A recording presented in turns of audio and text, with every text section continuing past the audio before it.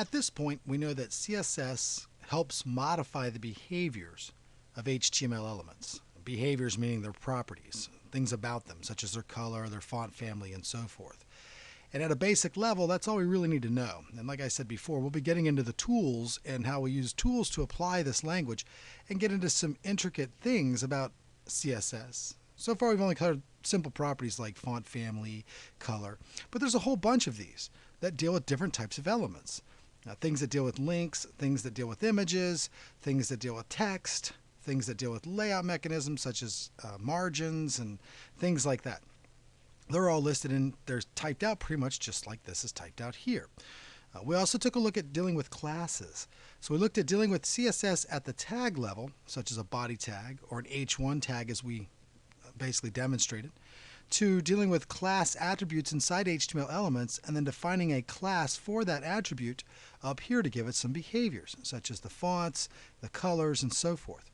The last thing we want to take a look at are IDs, setting up an ID inside of a web page. And what IDs will do for us is give us the ability to isolate an individual tag. See, in HTML, when we give something a name or an ID, we're saying that it is the only tag of its type in existence on the document. You can't have two elements ID'd as the same thing, even if they're different elements. For example, I could have a div tag and I could have a heading 1 tag, an H1 tag, and ID them the same, and it's going to cause problems. So we use the IDs when we know there's only one thing on the site, on the page, that's going to be that. For example, headers. Not our head information, but the header of the page as a unit. For example, this whole area up here could be the header.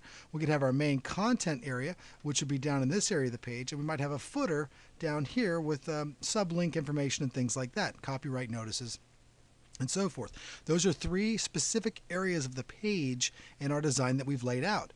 And so we could build those with div tags to create an area on the document and label it or identify it as the header. And it would be the only one in its existence.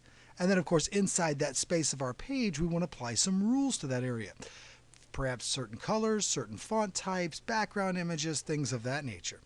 So hopefully that makes sense so far, because what we're going to do now is take a look at our HTML document for the home page, and we're going to set up a tag with the ID of header. So we'll actually open up a div tag here, div, which is just a div tag. I'm going to give it an ID equals, and I'm just in small text here, just header like this. And I'm going to give it the closing tag, and I'm going to place that around my H1 because that really labels my area as the header. Okay, but I've given it an ID, which means that if I identify ID header from somewhere else, then it's the only one that's in its existence.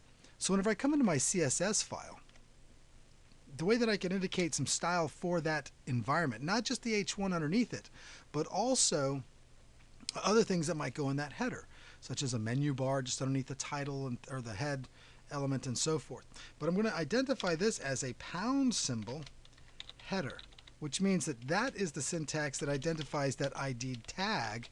Instead of using class, I use the ID attribute, and we'll understand more about this when we talk about JavaScript, because we're going to use that ID in several ways, and we're going to create some more tags with IDs on them and use those IDs to isolate that tag and do something with it dynamically with JavaScript. But for now, let's just take the header and make its width to be 200 pixels, just for fun. Go ahead and save this off. Let's go back into our main area here. Let's refresh this and say link back into it. Make sure I saved my document real quick, my homepage.html. And go ahead and do a refresh on it. And now you see that the width of it is limited to 200 pixels, which means that it's making it break on its own. Now remember, head tags don't have breaks in them. We put them on a line by themselves, but because the outer container of that head element is now identified as a div tag here, its width is actually set in my CSS style sheets file to only be 200 pixels. And again, the pound symbol there being applied to ID header. So we have classes and we have IDs. We have dots and we have pound symbols or hash symbols, which is identified here. That's identifying a class, so I could use that by calling it by its class name. Down here, this is specifically saying This belongs to an individual element on the web page. Whatever element on the page gets an ID of header is going to have these attributes established on them. So actually I can go ahead and make this 400 pixels like this and click Save, and that should give it enough space to actually stretch that out, and it does. So I can set up widths on things. I can do all kinds of property adjustments. But the point is that I've now established a single element on a page that it can only exist one time. So that would be my header. I might create a page body div that deals with the information here, and then a div wrapped around this content that says this is my menu bar at the bottom or at the top or something of that nature. And I can control its position.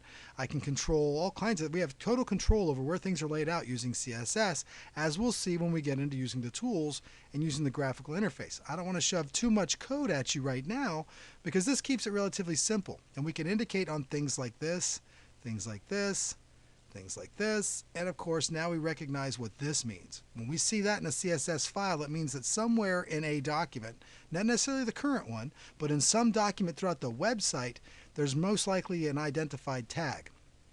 In this case, it would be on every web page. We would have a header, and so now we're isolating, I should say, individual pieces of our website. So hopefully that makes sense, and that's pretty much it for CSS, understanding how we implement it into a page. It's brought in through this link tag. Inside of it, we define rules. We can set up classes for custom development, such as here. We can also set up IDs to modify an entire section of our page by giving it a div. We're also going to take a look in the JavaScript part of learning how we can make this thing disappear and reappear on the page somewhat. Way we can click on a link and have things expand and contract on a document. A little bit of functionality going on there with JavaScript to get an understanding of the document object model when we deal in web page development.